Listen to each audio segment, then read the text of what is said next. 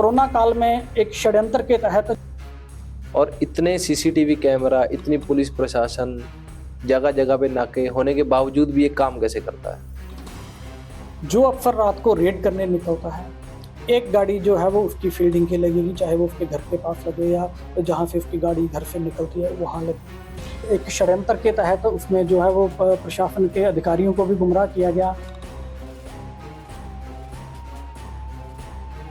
एक रात में जो है वो आपने अगर लाख रुपया छापना है तो उसके लिए जो है वो आप सारे ताम झाम जो है वो आप लगा के रखोगे, लाख से 1.5 लाख रुपए की। लेकिन रातों रात में जो है वो एक अंधा पैसा कमाने का जो है वो एक धंधा है। हम तो इसे माफिया बोलते हैं ना, लेकिन जो ये काम करते हैं ना उनको बोलते हैं कि हमारा तो धंधा है, हमारा तो बिजनेस है। ये आपके ऊपर एक दिल्ली लॉ यूनिवर्सिटी में आपके ऊपर शोध भी हो रहा है। बिल्कुल बिल्कुल, नेशनल लॉ यूनिवर्सिटी है जो वहाँ पे मेरे ऊपर। सभी को नमस्कार और बड़ों को चरण वंदनम। हम लेके आए हैं शुद्ध टॉक्स पे आपके लिए एक और निडर पॉडकास्ट। आज हमारे साथ हैं बद्दी की जमीनी हकीकत को उजागर करने वाले निडर पत्रकार ओम शर्मा। आज हम बात करेंगे बद्दी की जमीनी स्थिति, खनन माफिया, नगर निगम चुनाव, प्रदूषण और बीबीएन में बढ़ते नशे को। तो बिना देरी के हम शुरू करते हैं ओम शर्मा जी के साथ एक पॉडकास्ट। तो ओम जी नमस्कार। हम जानते हैं कि आप बड़े बड़े स्टूडियो में, न्यूज स्टूडियो में रह चुके हैं, तो आपको हमारा एक छोटा सा स्टूडियो कैसा लगा? बिल्कुल, बहुत बढ़िया आपका सेटअप है और सबसे बड़ी बात है कि आपने आज बुलाया। जो इंसान हमेशा सवाल आज तक उठाता आया है प्रशासन से, सरकारों से, आज आप उससे सवाल कर रहे हैं, तो एक बड़ी अच्छी आपकी एक पहल है, बड़ी अच्छी आपकी एक सोच है। धन्यवाद जी।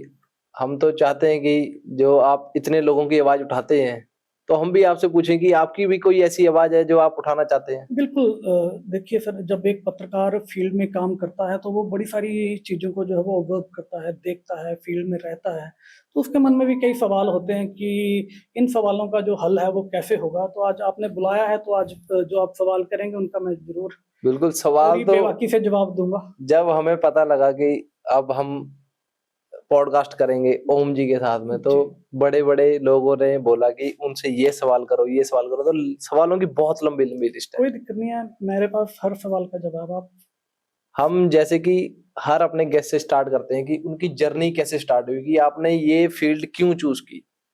मेरा एक्चुअली क्या था कि 2002 में दैनिक जागरण जो है वो लॉन्च हुआ था जी। तो उस टाइम मैं as a DTP operator Dainik Jagran में मेरी जो है वो स्टार्ट हुई थी जर्नी।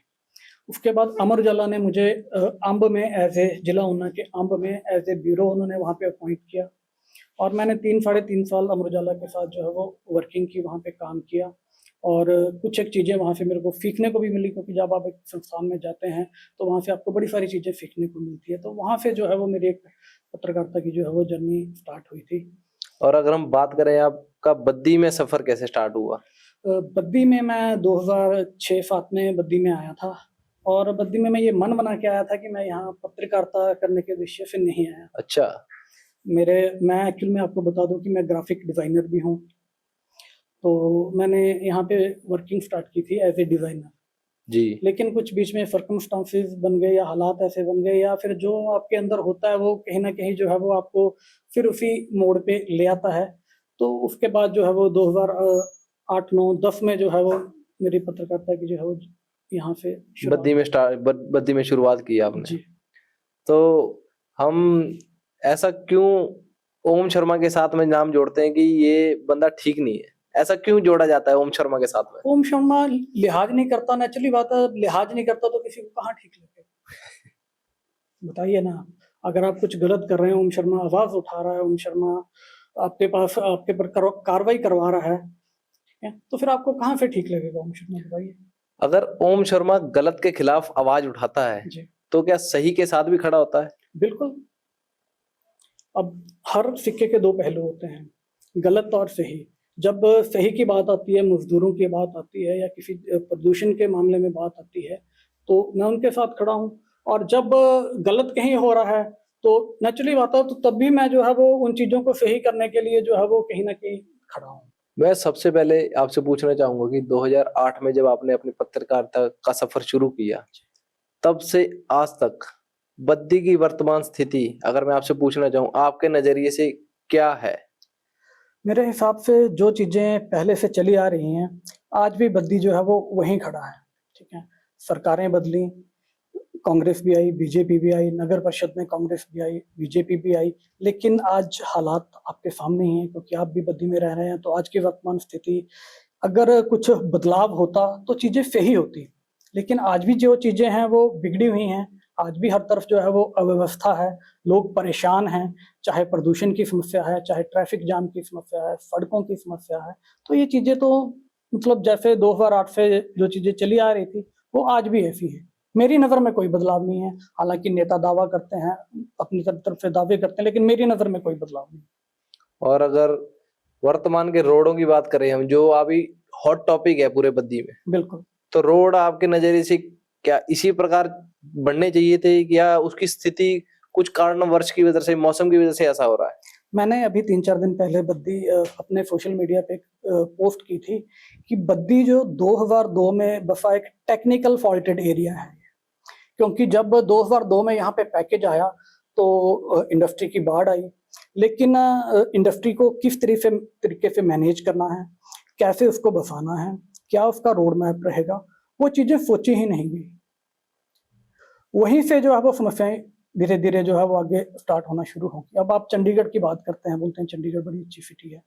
चंडीगढ़ को जो है वो एक विजन के साथ जो है वो पूरी प्लानिंग के साथ बसाया गया था, और चंडीगढ़ उसी विजन के साथ जो है वो आगे चल रहा है। ठीक है, जब चंडीगढ़ को बसाया गया था उस टाइम वहाँ की आबादी बड़ी कम थी। आज वहाँ आपको भी पता है कि वहाँ की आबादी क्या है, लेकिन आज भी जो वहाँ पे जो है वो उस तरीके से की हम समस्याएं फेस नहीं कर रहे। लेकिन जब बद्दी को बसाने की बात आई तो यहाँ पे जो है वो इंडस्ट्री आई, और जिसको जहाँ जमीन मिली वहाँ पे जो है वो उद्योग लगा दिए। प्रॉपर्टी डीलर ने यहाँ पे प्रॉपर्टी डीलरों ने यहाँ पे जमीनें बेची, सरकार ने परमिशनें दी, लेकिन कुछ एक चीज़ों पे तो ध्यान ही नहीं दिया गया कि कहाँ इंडस्ट्री लगनी है, कहाँ रोड निकलने हैं। आप मेरे को बताइए कि एनएच चलो आज चौड़ा हुआ है, ये ठीक है, हमें लगता है कि खुला हुआ है। आप मेरे को बद्दी से ऊपर और बद्दी से नीचे, एनएच से ऊपर और एनएच से नीचे आप मेरे को कोई भी ऐसा लिंक रोड बता दीजिए जिसको आप चौड़ा करने की आपके पास ऑप्शन है। कोई ऐसा रोड नहीं है जिसे आप चौड़ा कर सकते हैं। ये चीजें पहले सोचनी चाहिए थी, इन लिंक रोड्स के बारे में पहले सोचना चाहिए था। जब यहाँ पे जो है वो 2003-4 में जो है वो इंडस्ट्री स्टार्ट हो गई थी, तो उस टाइम सोचना चाहिए था कि आगे जो है वो इंडस्ट्री बढ़ेगी तो हमें कैसे इन चीजों को जो है वो मैनेज करना है। ना तो सरकारों ने ध्यान दिया, ना जो यहाँ के नुमाइंदे थे उन्होंने ध्यान दिया, ना जो यहाँ पे अफसर बिठाए थे उन्होंने भी सिर्फ इन चीजों के बारे में नहीं सोचा। सबको बद्दी में सिर्फ दिखता है कि बद्दी से पैसा आ रहा है, लेकिन यहाँ की समस्याएं आज तक किसी भी सरकार को नहीं दिखी, चाहे वो कांग्रेस है चाहे बीजेपी है, ना यहाँ के नेताओं को दिखी। तो अभी आपने एक चीज मेरे को याद कराई कि चंडीगढ़ जैसा बनाएंगे, तो ये स्लोगन आपने कहीं से उठाया?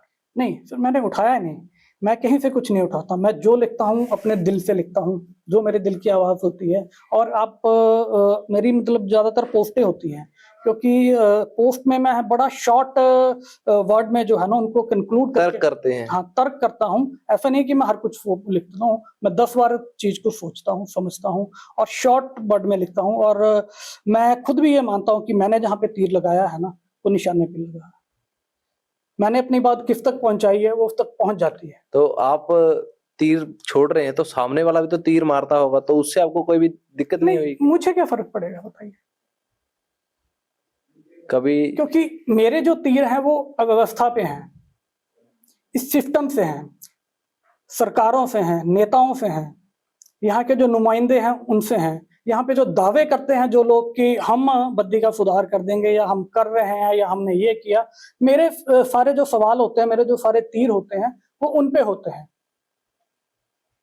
लोग बोलते हैं कि मैं एक पोस्ट करता हूं, तो मैं बड़ा सोच समझ के अगर मैं कोई पोस्ट कर रहा हूं तो बिल्कुल आप देखोगे कि मेरी कोई पोस्ट लंबी नहीं होती है, और 2 या 3 लाइन में जो है वो मेरे जो मैं मैसेज देना चाहता हूं, जो मैं बोलना चाहता हूं, वो सारी चीजें कंक्लूड होती हैं। क्योंकि ऐसे नहीं है कि मैं एकदम से मेरे दिमाग और में कोई जिसके ऊपर आपने तर्क करना होता है जी, उसको 15 मिनट में तर्क कर देते हैं, तो उसमें 15 मिनट में आप सोचते हैं बस। बिल्कुल। एक्चुअली क्या है ना कि मैंने आपको बताया कि एक आम आदमी और एक पत्रकार में बड़ा अंतर होता है। ठीक। आम आदमी सड़क पे जा रहा है, जी।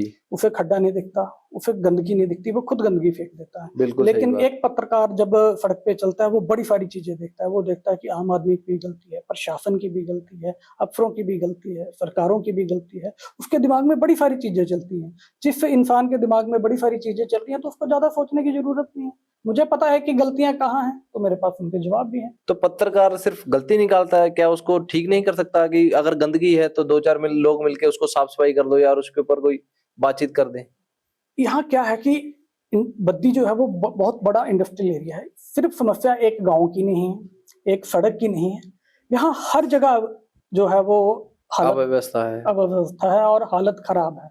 तो आप कहाँ जो है वो सोशल वर्क आप कहाँ कर लोगे? जी आप एक एरिया में कर लोगे, आप एक कॉलोनी को साफ कर लोगे। यहाँ तो चारों तरफ गंद पड़ा है। जी जी, जो सरकार का है वो सरकार ही करेंगे। बिल्कुल, जो काम सरकार का है वो आप सरकार ही करेगी, या जो प्रशासन का काम है वो प्रशासन नहीं करना है, आप उसको नहीं कर सकते।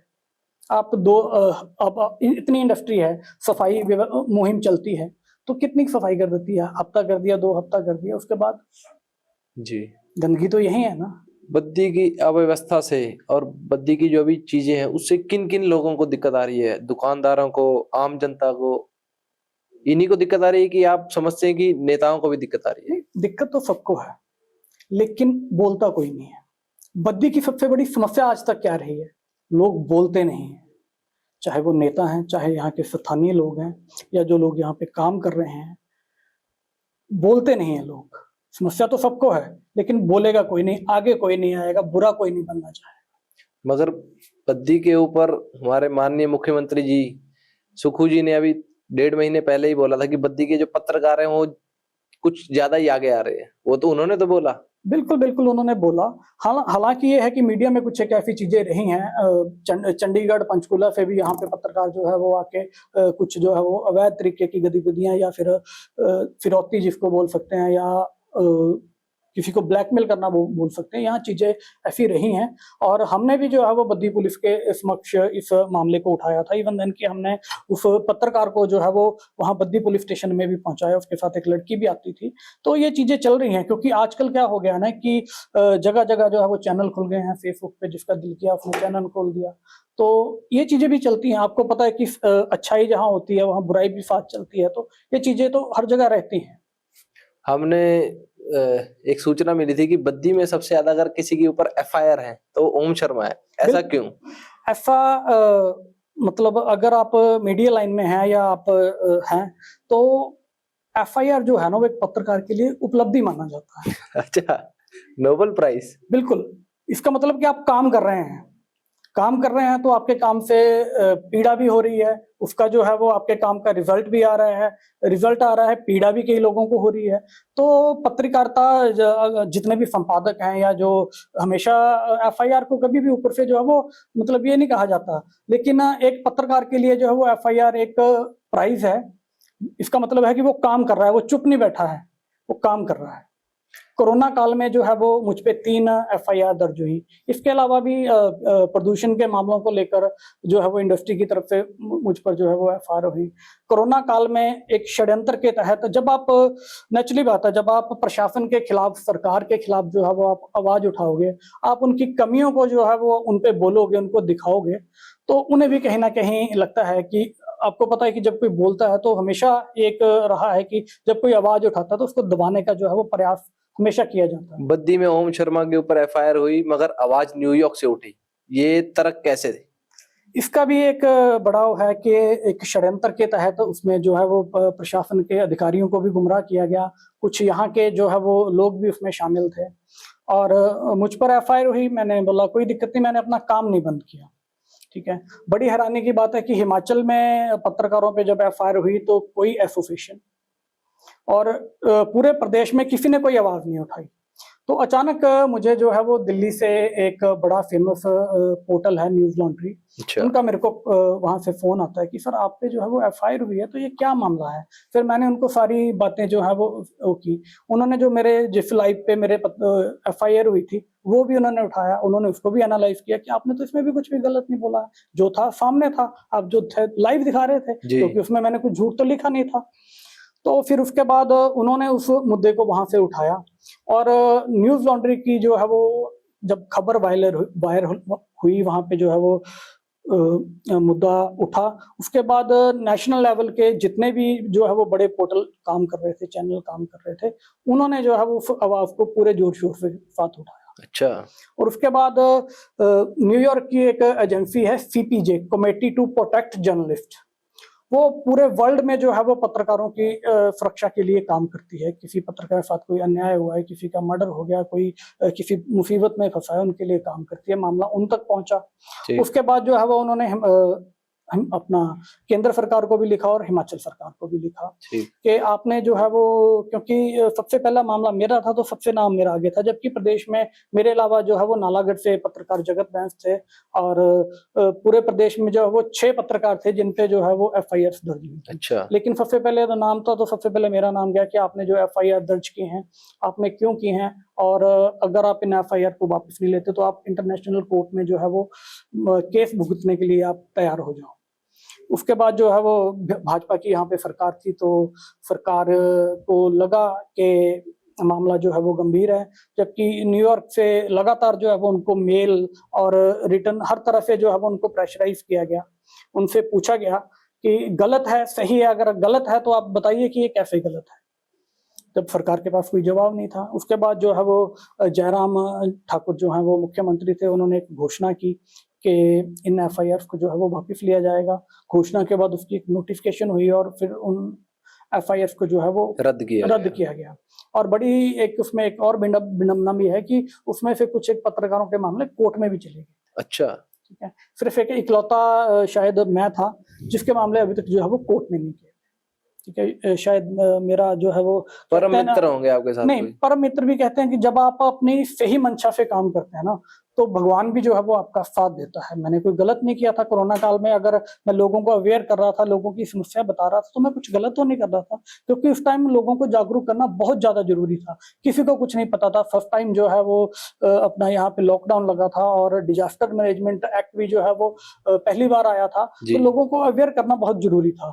और उस टाइम क्या था कि अखबारें भी बंद थी, आपको पता है कि सब चैनल सब चीजें बंद थी। और उस टाइम सरकार ने नोटिफिकेशन भी निकाली जो पत्रकार हैं वो बाहर नहीं निकलेंगे। तो आपने एक पोस्ट करी कि जो दर्शक हैं वही मेरे आंख कान नाक हैं। बिल्कुल बिल्कुल। तो आपने ऐसी ऐसी खबरें सारी जगह फैलाई जो किसी के पास नहीं पहुंची। बिल्कुल बिल्कुल, ऐसा था कि स्टार्टिंग में जो है वो मैंने अपनी तरफ से प्रयास किए कि सोशल डिस्टेंस कैसे बना के रखना है, कैसे इस बीमारी से बचने के क्या क्या है। हर तरह से ट्रक यूनियन में जाके जो लेबर्स हैं, जो मजदूर हैं, झुग्गी झोपड़ियों में रहते हैं, हर जगह जाके जो है वो मैंने उनको जागरूक करने का प्रयास किया। इसके अलावा उस दौरान जो है वो एक तो मेरी वर्किंग थी और उसके साथ मैंने थोड़ा सा सोशल काम भी करने की लोगों को खाना, तो उसके साथ मैंने पुलिस की जो है वो एक मदद की, लोगों को जो है वो जागरूक किया। बद्दी के जो सामाजिक संस्थाएं थी उनसे मैंने आह्वान किया कि आप लोगों की हेल्प के लिए आगे आइए, क्योंकि अगर बीमारी फैली तो यहाँ पे कोरोना के साथ साथ कुछ और भी हो सकता है, क्योंकि भूख आप कितने दिन बर्दाश्त कर सकते हैं। अब जिसके पास कोई साधन नहीं है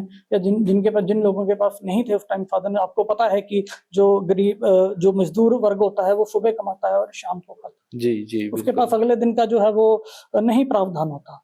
तो ये सारी चीजें थी, लेकिन मैंने अच्छा काम किया था तो भगवान ने जो है वो मेरे को मुसीबत में डालने की बजाय उन एफआईआर को जो है वो मुझे पूरे देश में और इवन देन के विदेशों तक जो है वो मुझे उसके लिए जो है वो एक अलग सराहना मिली और एक अलग सम्मान मिला। तो इसी सम्मान की वजह से आपके ऊपर हमने पढ़ा कि आपके ऊपर एक दिल्ली लॉ यूनिवर्सिटी में आपके ऊपर शोध भी हो रहा है। बिल्कुल बिल्कुल, नेशनल लॉ यूनिवर्सिटी है जो वहाँ पे मेरे ऊपर ही नहीं देश के जो है वो 400 पत्रकारों पे शोध हो रहा है, जिन पे जो है वो हमारे क्षेत्र में आप इकलौते हैं। जी, मैं इकलौता हूँ। तो बहुत अच्छी बात है, हमारे लिए गर्व की बात है कि हम आपके साथ इस मंच पे हैं। बिल्कुल, मैं वही बता रहा हूँ कि प्रशासन और कुछ लोगों ने सोचा था कि कोर्ट में जो है वो धक्के खाता रहेगा, वकील करेगा, कोई केस भुगतेगा, डिजास्टर मैनेजमेंट है। आज तक जो है वो अभी तक भी है वो कोरोना काल में जो एफआईआर हुई है, अभी तक भी 1300-1400 लोगों पे एफआईआर हुई है, अभी तक वो कैंसिल नहीं हुई, उनको रद्द नहीं किया गया है। कुछ लोग जो है वो आज भी कोर्ट में जो है वो उसके लिए जो है वो उसका खामियाजा भुगत रहे हैं, उसकी पेशियां भुगत रहे हैं। कोरोना तो आया और अब खत्म हो गया लगभग, बिल्कुल, मगर आपने खनन माफिया को कभी छोड़ा ही नहीं। बिल्कुल। तो खनन माफिया से ऐसा क्या आपको था कि आपने इस पे जड़ तक जाना उसकी और खनन माफिया को दूर करना? एक्चुअली क्या है कि खनन जो है वो एक बहुत बड़ी समस्या है और मतलब हम तो इसे माफिया बोलते हैं ना, लेकिन जो ये काम करते हैं ना वो बोलते हैं कि हमारा तो धंधा है, हमारा तो बिजनेस है, ठीक है, चाहे वो अवैध ही कर रहे हैं लेकिन वो बोलते हैं कि हमारा तो काम है जी। तो एक आप देख सकते हैं कि बद्दी में आज नदियों की क्या हालत है, ठीक है, सरकारी जमीनें नहीं बची हैं, सब खनन माफिया ने जो है वो उजाड़ दी जमीनें। तो खनन एक बहुत बड़ी समस्या थी। आज जब अभी पीछे जो है वो 22 में जो है वो त्रासदी आई थी तो आपने देखा था कि बद्दी का क्या हाल हो रहा था। उसके लिए खनन माफिया जिम्मेदार है। अगर हम नहीं रोकेंगे तो ये इंडस्ट्रियल एरिया पहले ही बड़ी सारी मुसीबतों से जो है वो जूझ रहा है, अगर हम नहीं रोकेंगे तो ये इंडस्ट्रियल एरिया तबाह भी हो जाएगा। आज आप देखते हैं लक्कड़ पुल, उस पे जो है वो एक लॉरियल कंपनी है, उन्होंने बहुत सारा पैसा खर्च करके डंगा लगाया है। अगर वो डंगा ना लगता तो इस बरसात में जो है वो पानी शायद ही जो है वो नदी से जाता, वो पानी कहीं और ही जाता अगर उस डंगे को ना लगाया जाता जी। तो ऐसे ही कई जगह ऐसी हैं जहाँ पे जो है वो खनन की वजह से जो है वो पानी अपना रुख जो है वो बदलेगा। हमने जब खनन माफिया की बात कर ही रही है तो आम जनता को आप ये बताएं कि खनन माफिया क्या है और इतने सीसीटीवी कैमरा, इतनी पुलिस प्रशासन, जगह जगह पे नाके होने के बावजूद भी ये काम कैसे करता है? पहले तो मैं आपको ये बात बता दूं कि खनन माफिया कोई बाहर से नहीं है, खनन माफिया है यहाँ के स्थानीय लोग। और इनका जो काम करने का नेटवर्क है, व्हाट्सएप पे ग्रुप बने हैं और इनको सब पता होता है कि कहाँ कहाँ जो है वो, ये नहीं है कि ये अलग अलग काम करते हैं, ये सब साथ में काम करते हैं। व्हाट्सएप ग्रुप बने हैं और एक मशीन और दो या तीन टिप्परों के लिए 4 से 5 गाड़ियों की जो है वो फील्डिंग लगती है। आप सोच भी नहीं सकते कि आज के टाइम में जो है वो खनन माफिया इतना हाईटेक हो गया है कि एक गाड़ी जो है वो जिस एरिया में खनन हो रहा है उस संबंधित पुलिस स्टेशन के बाहर लगेगी। जो अफसर रात को रेड करने निकलता है, एक गाड़ी जो है वो उसकी फील्डिंग के लगेगी, चाहे वो उसके घर के पास लगे या जहाँ से उसकी गाड़ी घर से निकलती है वहां लगे। इसके अलावा जहाँ काम लगा है 2 से 3 गाड़ियां जो है वो उस मशीन के आसपास जो है वो फील्डिंग के लिए लगेगी। यानी बद्दी पुलिस स्टेशन से कोई गाड़ी निकली है तो व्हाट्सएप पे मैसेज आएगा बद्दी पुलिस स्टेशन से गाड़ी निकली है। अगर किसी अफसर की गाड़ी निकली है तो उसका मैसेज आएगा कि बद्दी पुलिस स्टेशन से गाड़ी निकली है और वहां पे जो है वो सारी आगे से आगे जो है वो मैसेज सर्कुलेट होता है और बचने के जो है वो प्रयास किए जाते हैं। तो खनन जो है वो एक बहुत बड़ा जो है वो नेटवर्क है, क्योंकि एक रात में जो है वो आपने अगर लाख रुपया छापना है तो उसके लिए जो है वो आप सारे ताम झाम जो है वो आप लगा के रखे हुए, लाख से 1.5 लाख रुपए की एक रात की जो है वो इनकम है। बाकी डिपेंड करता है कि क्रैशरों से जो है वो स्टेशन की दूरी कितनी है, लेकिन रातों रात में जो है वो एक अंधा पैसा कमाने का जो है वो खनन आज के टाइम में एक धंधा है। हम तो इसे माफिया बोलते हैं लेकिन जो खनन करते हैं वो बोलते हैं कि हमारा काम है। जब हम इन्हें रोकते हैं तो बोलते हैं जी हमारे काम पे क्यों आप लात मार रहे हैं। अगर हम खनन माफिया की बात नहीं करें, सिर्फ खनन की बात करें, जी, अगर खनन ना हो तो डेवलपमेंट तो होगी ही नहीं। नहीं तो खनन, अवैध खनन और खनन में जो है वो बहुत अंतर है, मैं अंतर है, समझता हूँ। ठीक है, क्योंकि जो लीगल खनन है उसके लिए आपको परमिशन लेनी पड़ती हैं, नॉर्म्स सारे फॉलो करने पड़ते हैं और डिपार्टमेंट्स हैं, उसमें पोल्यूशन भी है, उसमें जो है वो खनन विभाग भी है, उसमें एफडीएम भी है, उसमें सरकार की तरफ से भी अनुमतियां हैं। तो वो जो है वो एक लंबा प्रोसेस है। अगर आपने सोचा आपने एक लीगल माइनिंग करनी है तो उस प्रोसेस को जो है वो पूरा करने के लिए आपको 2-3 महीने चाहिए, तब है। और जो खनन माफिया है उसका तो जहां दिल करा देखा, आज इस नदी में माल आया है तो आज यहाँ मशीन लगा दो, आज यहाँ माल आया है तो आज वहां मशीन लगा दो। और चलो नदी में लगा रहे हैं, लेकिन आज जो है वो खनन की वजह से नदियों का स्वरूप जो है वो आप देख सकते हैं कि जो नदी आज 50 मीटर की थी वो आज 200 मीटर की हो गई है। इन्होंने जो है वो साइडों से भी खोद डाला और यही खनन जो है वो आने वाले टाइम में जो है वो एक विनाश का जो है वो कारण बनेगा, क्योंकि जब आप प्रकृति का विनाश करते हैं तो प्रकृति भी फिर अपना हिसाब तो लेती है ना। आप देख रहे हैं आज आप हिमाचल में जो है वो बादल फट रहे हैं या बाढ़ से प्रलय जिसको हम कहते प्रलय कहते हैं, तो ये प्रलय जो है वो 2000 पीछे जो 2-3 साल पहले यहाँ पे जो है वो पुल टूट चुके हैं, तो प्रलय यहाँ पहले भी लोग देख चुके हैं। तो आगे भी देखने के लिए तैयार रहें, क्योंकि प्रकृति से जितना आप खिलवाड़ करोगे, एक लिमिट है प्रकृति की, हाँ, लेकिन बोलती कुछ नहीं है, लेकिन जब अपना जो है वो प्रकोप दिखाती है तो वो फिर बड़ा भयानक होता है। फिर वो उसके लिए फिर उसमें क्या होता है कि जो लोग कसूरवार भी नहीं है ना, वो भी उसका शिकार बनते हैं। तो माफिया से के साथ या माफिया का विरोध करना तो खतरे का काम है, तो आप इस खतरे को कैसे झेलते हैं? क्या चुनौती आती है आपको? देखो, सबसे बड़ी बात है कि अपनी गाड़ी नहीं लेके जाना पड़ता, ठीक है। जिस दिन ओम शर्मा फील्ड में होता है तो मतलब अगर किसी ने काम लगाया भी है ना, तो वो बंद कर देते हैं, अच्छा। क्योंकि उनको पता है कि अगर इसको पता लग गया तो रेड होनी होनी है, ठीक है। और मतलब एक बड़ी चैलेंजिंग चीज है, क्योंकि इतनी फील्डिंग लगाने के बाद अपने खनन पे अगर रेड करानी है तो उसके लिए भी आपको जो है वो प्लानिंग करके रखनी पड़ेगी ना, उसके लिए आपको तो डिपार्टमेंट। आपने कोई ऐसी रेड कराई भी एक्चुअल में? बिल्कुल बिल्कुल, मैंने एक नहीं, मैंने कई रेड करवाई हैं ऐसे रात को। तभी माफिया आपसे खौफ खाता है? बिल्कुल, एक्चुअली खौफ खाते हैं वो, लेकिन अब सबसे बड़ी दिक्कत क्या है कि मैं कितने दिन इन चीजों से लड़ूं, बताओ। मैं एक बार करवा दूंगा, 2 बार रोक लूंगा उनको, 3 बार रोक लूंगा, उसके बाद फिर जब रोकते हैं तो सुबह को आपको धमकियां भी आती हैं, प्रेशर भी आते हैं, जानने वालों पे भी आ जाते हैं फोन, यार छड़, साडे ही बंदे है, फलाना है, टिंगड़ा, कई तरह की बातें होती हैं। तो मैं कब तक रोकूंगा इन चीजों को? मतलब जिस तरीके के बद्दी के हालात है ना, तो अब तो मुझे भी लगने लगा है कि अब आप एक खनन माफिया आप पे आपने 1 बार कार्रवाई करवा दी, आपने 2 बार कार्रवाई करवा दी, अब मैं कब तक उनको रोकूंगा? और मुश्किल क्या है कि कुछ एक मतलब मिलीभगत भी है इसमें, डिपार्टमेंट्स जी हैं, चाहे वो खनन डिपार्टमेंट है, चाहे वो पुलिस है, क्योंकि कहीं न कहीं जो है वो किसी न किसी के लिंक होते हैं थानों में, ठीक अच्छा। है। वहाँ पे भी कई बार जो है वो अगर आप सूचित करते हैं तो इन्फॉर्मेशन जो है वो आगे चली जाती है कि कंप्लेंट आई है। कई बार लोग भी अगर कंप्लेंट करते हैं तो थाने से ही फ़ोन चला जाता है उनको, भाई साहब कंप्लेंट आई है, काम बंद कर दो। कई बार लोग दुखी होके जो है वो 1100 भी कंप्लेंट करते हैं, अच्छा। ऐसा भी है। लेकिन खनन का जो है वो विरोध कौन करता है? जिसको लगता है कि अब मेरी जो है वो मेरी ज़मीन भी, श्यामलाल के साथ मेरी ज़मीन भी, मेरा घर को भी खतरा, वही। बाकी देखते सब हैं, बाकी बोलता कोई नहीं। यही बद्दी की, मैं बार-बार यही बात बोलता हूँ कि बद्दी की जो सबसे बड़ी समस्या है कि लोग बोलते नहीं हैं, लोग नशे पे नहीं बोलते हैं, लोग खनन पे भी नहीं बोलते हैं। ये सबसे बड़ी बद्दी की समस्या है, और ये समस्या है यहाँ के लोगों के लिए। आज तो चलो इनको नहीं पता लग रहा है, लेकिन आने वाले समय में जो है वो इनके लिए ये घातक साबित होगी। मैं ये लिख के दे सकता हूँ। अगर हम पूछें ओम शर्मा को क्या पड़ी है, ओम शर्मा ऊना से है, तो ओम शर्मा को क्या पड़ी है बद्दी की? बड़ी मेरा काम है।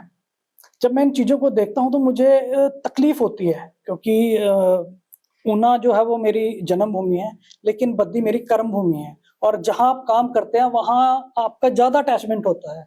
शायद मेरे को 18 साल हो गए यहाँ पे, मैं ऊना में इतना नहीं रहा हूँ जितना बद्दी में रहा हूँ, तो इस जगह से मेरा लगाव है। मैं नहीं चाहता कि ये जो इंडस्ट्रियल एरिया है पहले ही बर्बादी की कगार पे है, और ये जल्दी जो है वो उजड़ जाए, क्योंकि बद्दी के जो हालात हैं, चाहे वो खनन है, चाहे वो प्रदूषण है, चाहे वो नशा है, आज हम जो है वो बद्दी जो है वो एक बर्बादी की कगार पे जो है वो खड़ा है। अगर अभी भी इसको नहीं संभाला गया तो 2 साल, 3 साल, 5 साल, 10 साल, जब प्रकृति की एक लिमिट जो है वो बर्दाश्त करने की खत्म हो जाएगी, यहाँ सब कुछ तबाह हो जाएगा। जब कोई इंसान सही के साथ होता है और गलत के खिलाफ होता है, जी, तो उसको जान से मिलने की धमकी या जान जाने की धमकी आती है। बिल्कुल। तो आपके साथ ऐसा कोई बिल्कुल, दिक्कत? मेरे साथ कई बार ऐसे हो चुका है। मैं कई बार रात को जो है वो मेरी गाड़ियाँ रोकी गई, मेरे साथ बहस हुई, कई मुद्दों पे, मतलब रात को भी कई बार जो है वो घेर लेते हैं, लेकिन उनको पता है कि इसको हाथ लगाने का मतलब है कि हमारा काम फिर बंद ही हो जाएगा, ठीक है। आज तो चलो इसने जो है वो रोका है हमें, लेकिन अगर हम कुछ गलत करेंगे तो फिर ये हमें जीने नहीं देगा। ये सबको पता है कि ओम शर्मा डरता नहीं है, ओम शर्मा झुकता नहीं है, ये लोग सब लोग जानते हैं। तो जब ऐसी चीज़ें आती हैं, कई बार रात को जो है वो लोगों के साथ बहस हो चुकी है, स्थानीय लोगों के साथ जो है वो बहस हो चुकी है, खनन माफिया के साथ बहस हो चुकी है, ये चीज़ें हो चुकी हैं, और वो बोलते हैं कि मतलब एक बार बोल के भी जाते हैं कि भाई हम आगे से नहीं करेंगे, लेकिन उनकी तो फितरत है, वो तो हट ही नहीं सकते, क्योंकि ये एक रातों रात कमाने का एक नशा है। एडिक्टेड हो गए हैं लोग इन चीज़ों, पैसे नहीं आएँगे, किस्तें टूट जाएँगी। जो हाई प्रोफ़ाइल लाइफ़स्टाइल ये लोग जी रहे हैं, रातों को जो है वो करते हैं और दिन में जो है वो ये ऐश करते हैं, वो कैसे कर पाएंगे? ये एडिक्टेड हो गए हैं इन चीजों में। तो आप इनकी मजबूरी है ये। और अगर हम पूछें आप भी एडिक्टेड हो गए हैं इनको परेशान करने में? बिल्कुल, मैं तो लगा ही हुआ हूँ भाई। मैं बता रहा हूँ कि 2012 से जो है वो मैंने पोल्यूशन पे जो है वो बात करना शुरू की थी। ठीक है। आप फेसबुक पे जाएं और मेरे इस टाइम हिमाचल दस्तक की आप मेरी खबरें देखें तो आपको जो है वो ओम शर्मा की पोल्यूशन की खबरें मिलेंगी। मैं लगातार जो है वो इन चीजों को लिए जो है वो आवाज उठाता आया हूँ, लेकिन सबसे बड़ा दुर्भाग्य की क्या बात है कि मेरा किसी ने साथ नहीं दिया। मुझे रोकने के प्रयास किए गए और रोकने में जो है वो स्थानीय लोग, उन्होंने हमेशा कभी नहीं कहा कि नहीं ओम तुमने बढ़िया किया है यार, ये रुकना चाहिए ना। वो उल्टा थ्रेट करते हैं, कहते हैं कि बाहर से आया है, हम हमारे काम धंधे रोकता है, हमें डराता है, हमें धमकाता है, हमारे पे कार्रवाई करवाता है। तो ये चीजें। और अब हम बात करते हैं मेरे सबसे पसंदीदा टॉपिक नगर निगम पे। जी, नगर निगम का आपका क्या विचार है कि बद्दी में नगर निगम कितनी देरी से आया? हम सबको पता है देरी से आया, मगर कितनी देरी से आया? बिल्कुल। अगर आप कहें नगर निगम, तो जो मैं चीजें ऑब्जर्व करता हूँ या जो मैं सोचता हूँ कि पहले नगर पंचायत थी, फिर नगर परिषद बनी, अब नगर निगम बना। जी। लेकिन हम है कहाँ खड़े? हम अब फ्लैशबैक में जाए तो हम वहीं खड़े हैं, नगर जब नगर परिषद थी। ये हम बात करें उससे भी बेकार जगह पे खड़े हैं। बिल्कुल हाँ, हालात बदतर है, सुधार नहीं हुआ, हालात बदतर है आज के टाइम में। ठीक है, नगर निगम बनेगा, बजट आएगा, लेकिन आप उस बजट को लगाओगे कहाँ? बताओ, आपके पास साई रोड का क्या विकल्प है? मैं बोलता हूँ, मैं 4 डस्टबिन आपको डोनेट करा देता हूँ, आप मेरे को 4 डस्टबिन के लिए जगह दे दो बद्दी में। कहाँ रखोगे आप जब आपके पास जमीन ही नहीं बची है? तो सड़कें कहाँ बनाओगे आप जब उनको चौड़ा करने का विकल्प ही नहीं बचा है? किसी के घर हैं, किसी की इंडस्ट्री है। साई रोड को आप बताओ, अब क्या विकल्प है इसको चौड़ा करने का? और इसको पक्का भी कर देंगे तब क्या ट्रैफिक जाम की समस्या खत्म हो जाएगी? नहीं होगी। आज जिस घर में पहले एक घर में एक गाड़ी होती थी, आज घर के 4 मेंबर हैं, 4 गाड़ियां हैं। जी, सत्य बात। 4 गाड़ियों से लोग चलते हैं। इंडस्ट्री है, चलो इंडस्ट्री का तो चलो काम चलना ही है, ट्रक भी है, और इतना यहाँ पे जो है वो लोड है। तो यहाँ पे आप बताइए ना कि यहाँ पे सड़क व्यवस्था है कहाँ? ये चीजें पहले होनी चाहिए थी। मैं क्यों ये बात करता हूँ, जो 4 लेन आज बन रहा है ना, ये जब 2002 में इंडस्ट्रियल एरिया आया था तो शायद ये 2006 या 7 या 10 में बन जाना चाहिए था। ठीक है, उसके बाद यहाँ की जो लिंक रोड है, इनको चौड़ा करने के जो है वो विकल्प सरकार को सोच के रखने चाहिए। तो ये आप किसके ऊपर बात उठाएंगे? क्योंकि हमने हिमाचल में देखा है, केंद्र में भी बीजेपी की सरकार हुई तो यहाँ भी बीजेपी की सरकार हुई, केंद्र में कांग्रेस की सरकार हुई तो यहाँ भी कांग्रेस की सरकार है। तो आप किसको बोलेंगे कि किसकी जिम्मेवारी थी ये ठीक करना? दरअसल सबसे बड़ी बद्दी की अगर आज व्यवस्था है तो उसके लिए मैं सबसे बड़ा जो दोषी मानता हूँ यहाँ के स्थानीय लोगों को। सबसे पहले दोषी वो हैं, उसके बाद नुमाइंदे, उसके बाद अफसर और उसके बाद सरकार है। अगर बद्दी के लोग उस समय जो है वो आवाज उठाते तो आज बद्दी के ये हालात नहीं होते। मैं सबसे बड़ी जो बद्दी की बर्बादी का कारण है वहाँ के स्थानीय लोग हैं। स्थानीय लोग आज भी नहीं बोलते। आप बताओ, आपने कभी देखा कि किसी स्थानीय व्यक्ति ने जो है वो लाइव डाला हो कि जाम लगा है, सड़कें खराब हैं, या कोई नशे पे बात करता हो, कोई पोस्ट करता हो? भाई साहब, यहाँ तो कमेंट लाइक नहीं करते, पोस्ट तो बड़ी दूर की बात है। तो सबसे बड़ी जो बद्दी की बर्बादी का कारण है वो यहाँ के स्थानीय लोग हैं, और उनके चुप रहने का भी कारण है क्योंकि उनके जो है वो हित जुड़े हैं। उन्हें सिर्फ एक ही चीज दिख रही है कि हमें पैसा आ रहा है, बाकी उन्हें कोई मतलब नहीं है। बद्दी बर्बाद हो जाए, बद्दी खत्म हो जाए, बद्दी नशे की जड़ में चल जाए, उन्हें कोई मतलब नहीं है। वो एक पैसे की अंधी दौड़ में जो है वो पड़ चुके हैं। अगर स्थानीय लोगों की दिक्कत है तो नई जनरेशन जो उभर रहा है, बद्दी का यूथ, वो आपको क्या लगता है बदलाव नहीं करेगा? नहीं, मैं तो हमेशा यूथ से एक अपील करता हूँ कि आप लोग जो है वो बदलाव के लिए आगे हैं। अपने नगर निगम पे जो है वो चर्चा की, तो मैं ये बात कहना चाह रहा हूँ, आपसे बताना चाह रहा हूँ कि नगर निगम जब यहाँ पे बनेगा तो जो ग्रामीण क्षेत्र जो जुड़े हैं, नेचुरली बात है, उनमें जो है वो विकास के या जो चीजें नगर निगम के तहत होती हैं, तो उनके जो है वो उनके पास एक ऑप्शन है वहाँ पे, क्योंकि ग्रामीण क्षेत्र कुछ है वहाँ पे जो है वो। लेकिन आप नगर निगम के साथ प्रॉपर बद्दी, जैसे हम क्योंकि बद्दी जो है वो हाउसिंग बोर्ड एरिया है या फाई रोड है, या ये जो बद्दी के 8-9 वार्ड थे ये बद्दी के, तो नगर निगम का जो है वो बजट आएगा। तो एक मैं बात मतलब पूछता हूँ, यहाँ पे बड़े आपके पॉडकास्ट में भी कोई लोग आए कि लोगों जो है वो हमारे उनके पास विजन नहीं है, हमारे पास विजन है। मैं भी उनसे बात पूछता हूँ कि आपके पास क्या विजन है, जब आपके पास कहीं जगह नहीं है, आपके पास जो है वो समस्याएं बड़ी हैं और सुधार के जो अवसर हैं वो कम हैं, वो छोटे हैं, तो आप किस विजन के साथ जो है वो आप कहते हो कि आप बद्दी का बदलाव जो है वो कर दोगे। जब भाजपा की सरकार थी, प्रदेश में जो है वो डबल इंजन की सरकार थी, तो नगर परिषद में जो है वो भाजपा भी काबिज थी, तब बद्दी का आप बताइए कितना विकास हुआ। कांग्रेस आई नगर परिषद, प्रदेश में कांग्रेस आई, नगर परिषद जो है वो बद्दी में कांग्रेस आई, तब जो है वो कितना विकास हुआ। ठीक है, आज एक तीसरा विकल्प जो है वो श्री राम सेना जो है वो एक्टिव है, वो अपने तरफ से जो है वो आज कल सोशल मीडिया पे एक्टिव है। तो सबसे बड़ी दिक्कत कहाँ है, क्योंकि ठीक है सरकारें जो है वो फंड देती हैं, लेकिन उस फंड को लगाने के लिए आपके पास उस तरीके के अवसर भी होने चाहिए।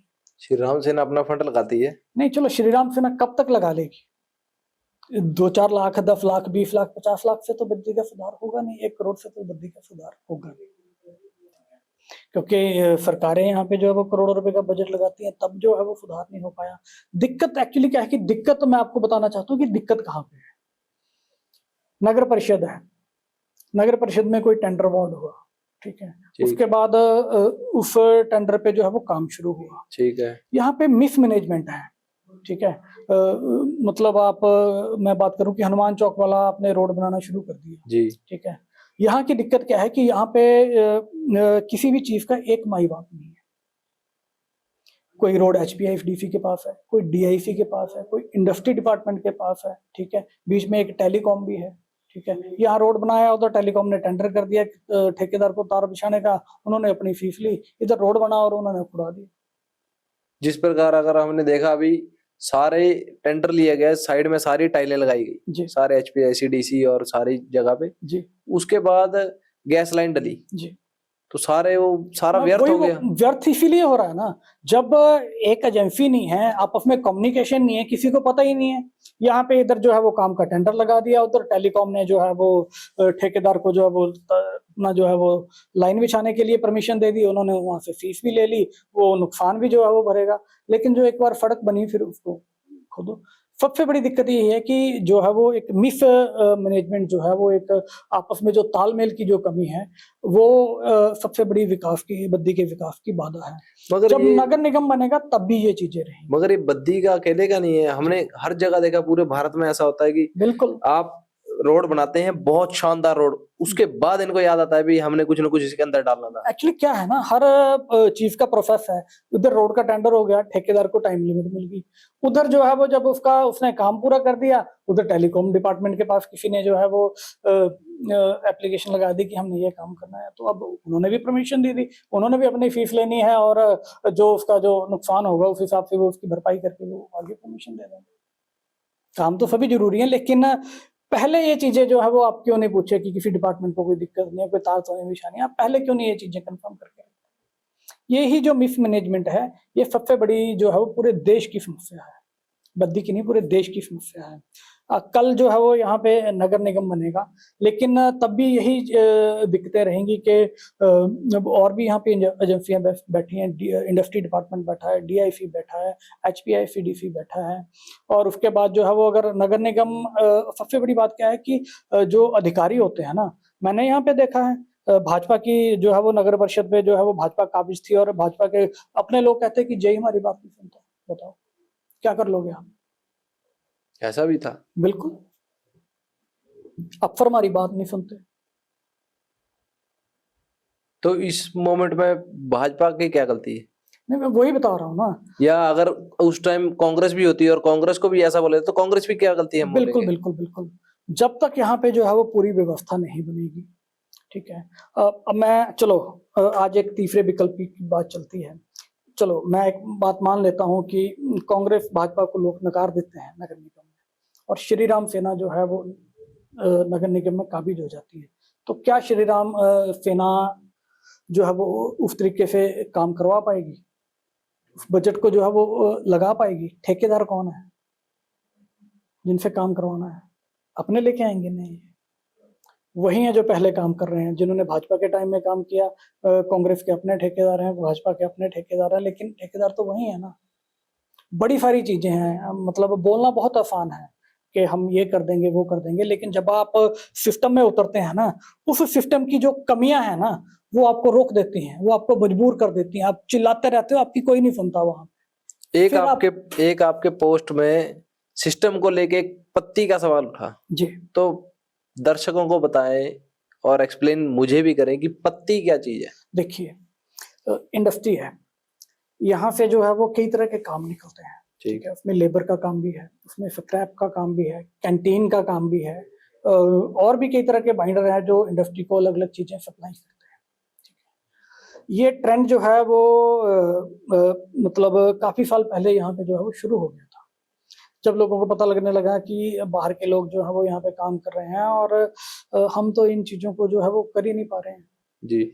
तो वहां से एक सिस्टम एडजस्टमेंट का शुरू हुआ। अच्छा, जैसे अब स्क्रैप का काम आप मुझे बता दीजिए, कितने स्थानीय लोग स्क्रैप का काम करते हैं? कोई नहीं करता। 90% जो कबाड़ी हैं वो बाहर के हैं, जी बिल्कुल, ठीक है।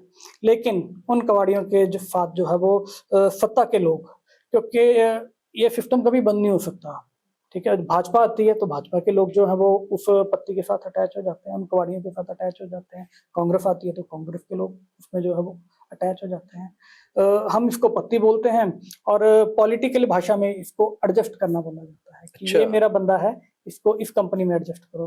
क्या करेगा जी ये? बस कुछ नहीं है, कबाड़ी अपना काम करेगा।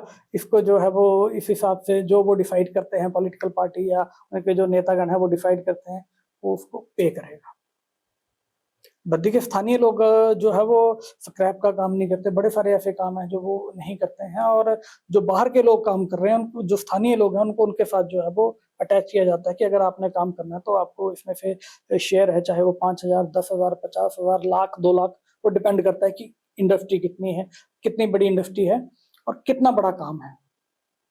तो उस हिसाब से जो है वो संबंधित पार्टी के जो कार्यकर्ता होते हैं उनको जो है वो आपको पे करना पड़ेगा, अगर आपने वहां पे जो है वो काम करना है, कबाड़ियों ने काम करना है, नहीं तो वो कबाड़ी काम नहीं कर सकते। ये है पत्ती, और ये इतनी खतरनाक चीज है क्योंकि मतलब जब आपको जो है वो एक लत लग जाती है, आपको महीने का 20,000, 50,000 आना शुरू हो जाता है, तो फिर उन चीजों को जो आप कहीं नशे में कंज्यूम कर रहे हैं, कहीं जो है वो कई ऐसी चीजें हैं, ठीक है, जब उसमें नशा भी हो गया, उसमें और भी कई सारी चीजें हैं, तो आप वहां उनको कंज्यूम कर रहे हैं, तो ये एक बर्बादी का कारण है। आप अपने युवाओं को प्रेरित करिए ना कि आप इंडस्ट्री में काम करिए, आप अपना लाइसेंस बनाइए, आप इंडस्ट्री में काम करिए। अगर आप कोई वहां पे कोई रॉ मटेरियल देना है या स्क्रैप का काम लेना, आप अपने लाइसेंस बनाओ, आप खुद काम करो। आपने क्यों यहाँ पे जो है वो बाहर के जो लोग हैं फिर उनको वो करना?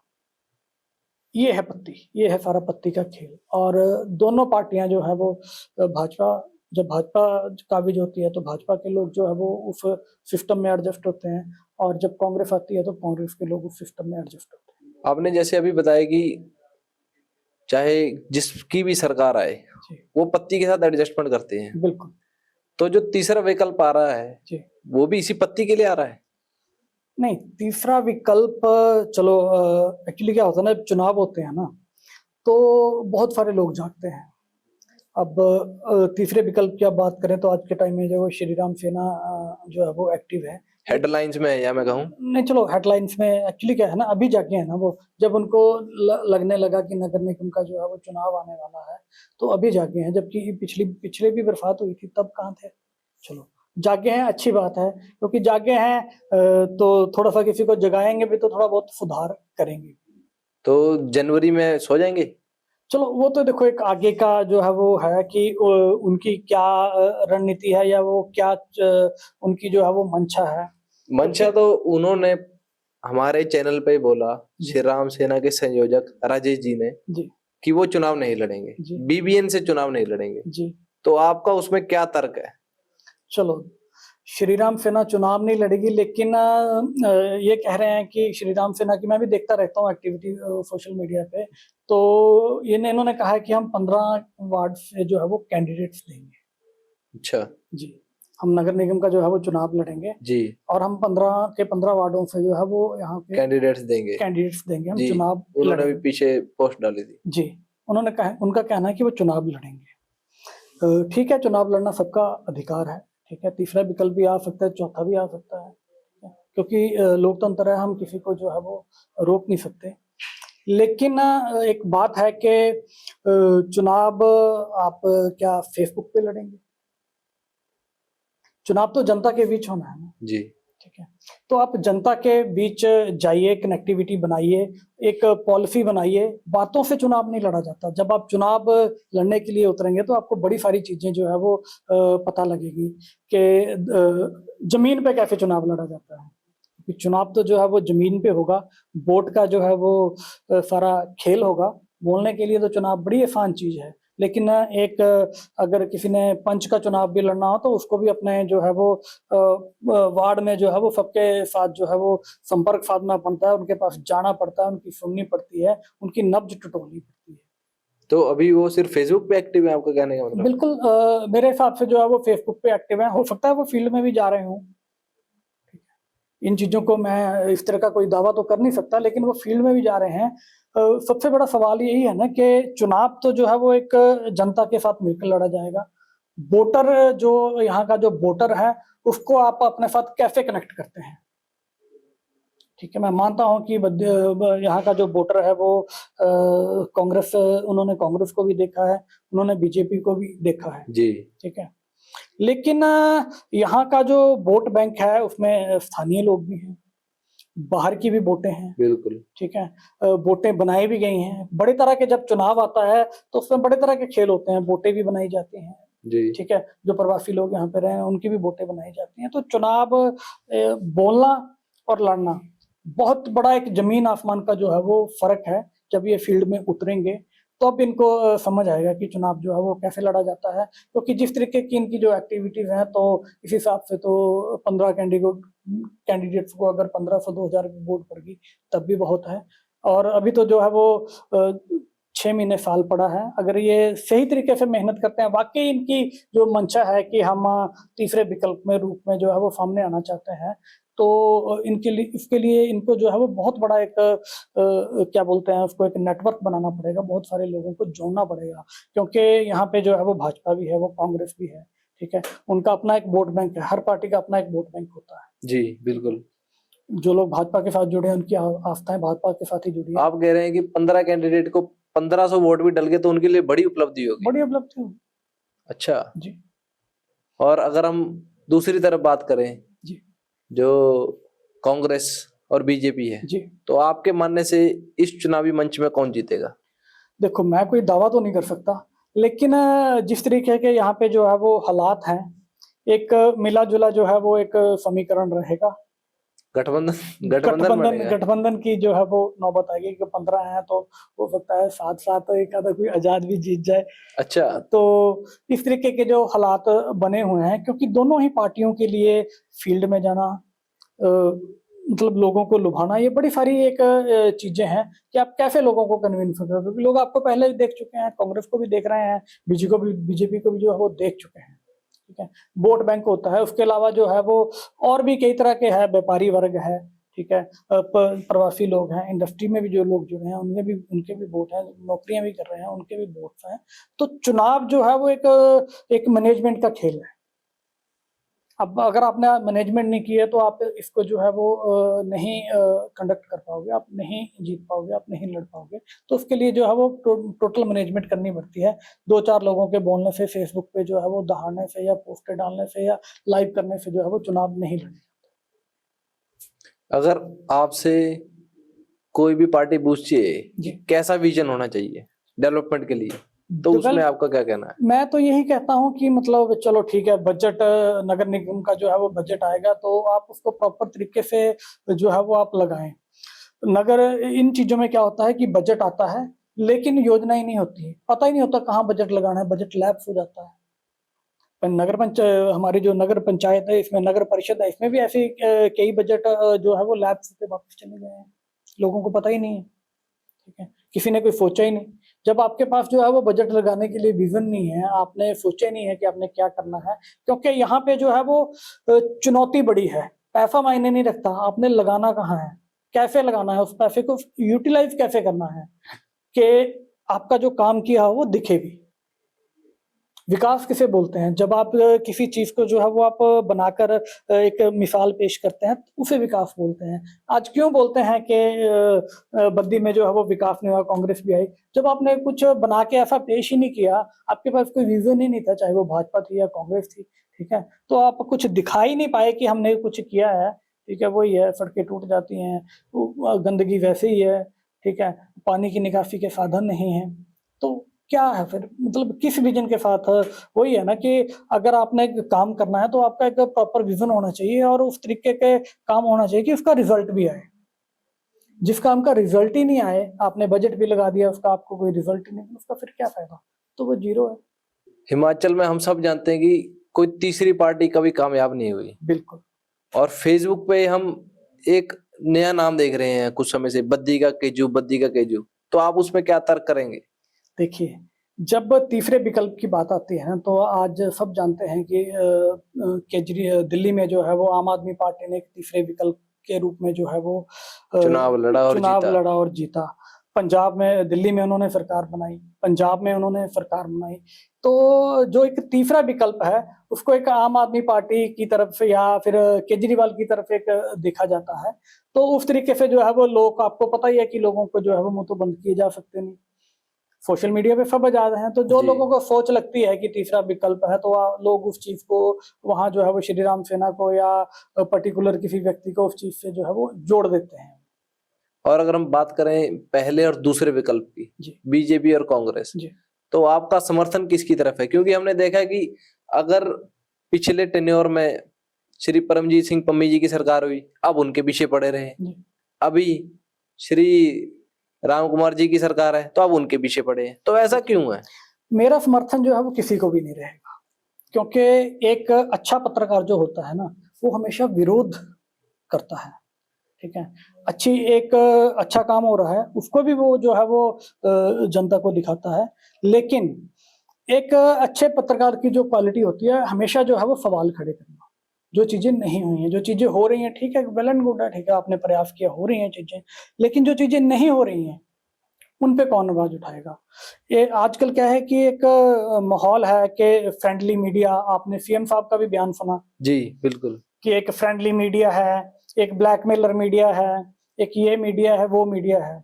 एक्चुअल में क्या होता है, जब कोई आवाज उठाता है तो वो आवाज, नेचुरली बात है, अगर आप सही हैं तब तो आप जवाब दे दोगे, ठीक है, तब तो आपकी वाह वाह हो जाएगी। लेकिन जब वो आपके सवाल अंगेस्ट होगा तो वो आपको चुभेगा, ठीक है, फिर आप उस चीज को बोलेंगे। मैं भी आपको एक छोटा सा किस्सा बताता हूँ। अभी हमारे एक चैनल ने जो है वो खबरना चैनल ने एक खबर की, डिपुओं में जो है वो तेल खराब आ रहा था। अच्छा जी, तो खबर की, मामला सरकार तक पहुंचा जी, उसमें मैनेजमेंट शुरू हुई और चैनल को भी ऑफर हुआ कि आप जो है वो इन चीजों को यहाँ पे बंद कर दो। और अच्छा जी, ठीक है, अगर हम बंद कर देते थे, ठीक है, तो हम फ्रेंडली मीडिया थे, पैसे भी ले लेते।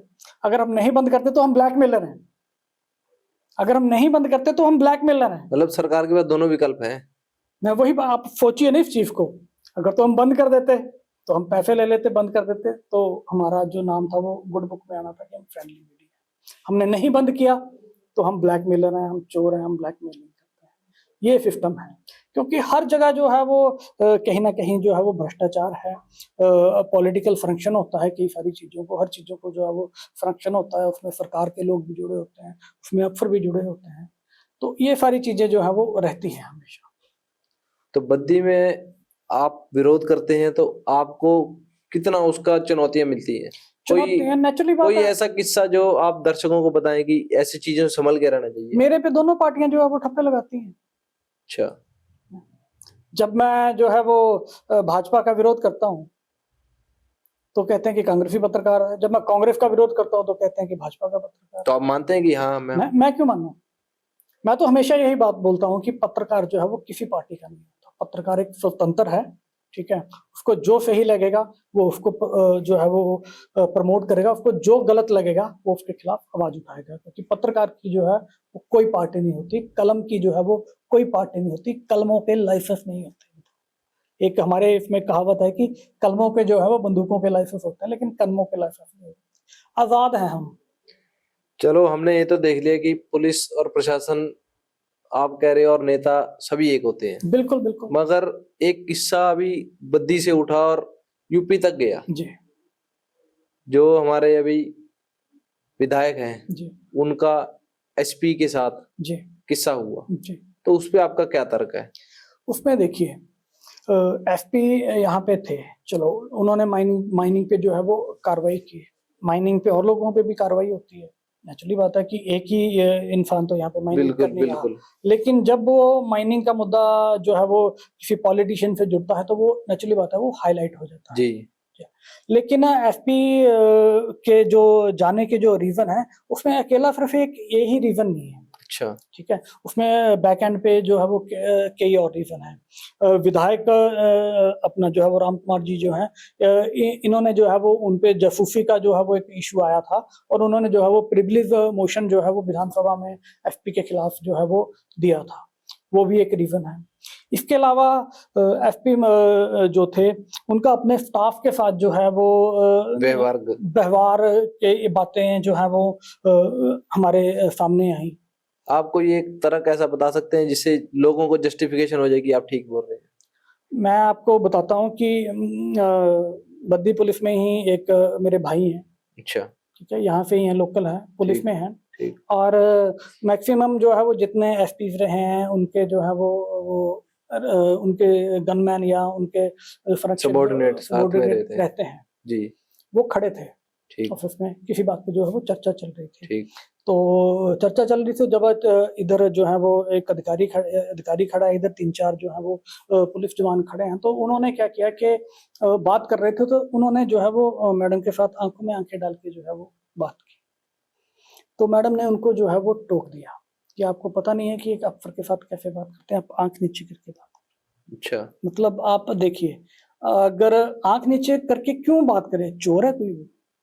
जो बंदा जो है वो सही होता है वो हमेशा आंखों में आंखें डाल के बात करता है। क्या एक छोटा अधिकारी जो है वो अपने बड़े अधिकारी के साथ फेस टू फेस जो है वो आंखों में आंखें डाल के बात नहीं कर सकता? इसके अलावा जो है वो कुछ एक ऐसी चीजें थी कि हिंदू लोगों को जो है वो मतलब एक टारगेट जो है वो पुलिस कार्रवाई में भी जो है वो किया जाता था। जो एसपी एल्मा एफरोज हैं जी वो ऐसा करते थे? जी। अगर कोई मामला हिंदू से जुड़ा है तो उसको जो है वो जबरदस्ती उस पे एफआईआर करने की कोशिश या धाराएं बढ़ाने की कोशिश, या कई बार क्या होता है कि जरूरी थोड़ा है कि हर केस में एफआईआर होनी है। अगर दो पक्षों का समझौता हो रहा है तो आप जबरदस्ती थोड़ा एफआईआर कर दोगे। और विशेष समुदाय को जो है वो प्यार से ऑफिस में भी बुलाते थे, चाहे छोटा हो या बड़ा हो। तो उनके साथ जो है वो उनके अगेंस्ट कोई केस आता है तो उसको वो अपने हिसाब से डील करते थे। मतलब एसपी एक जो है वो आप अफसर की आप कुर्सी पे बैठे हो और कानून को लेके या क्राइम को लेके अगर आपके दो नजरिए हैं तो आप कैसे उसको जो है वो काम कर पाओगे, कैसे उसको जस्टिफाई कर पाओगे?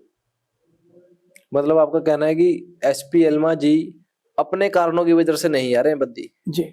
इसमें हमारे विधायक जी का कोई हाथ नहीं है? नहीं, कारणों की वजह से आना भी क्या था कि देखो डिपार्टमेंट है, बड़ी सारी चीजें हैं, ठीक है। डिपार्टमेंट भी जब कोई कहीं कंट्रोवर्सी क्रिएट होती है तो डिपार्टमेंट पे भी जो है वो फीडबैक जाता है।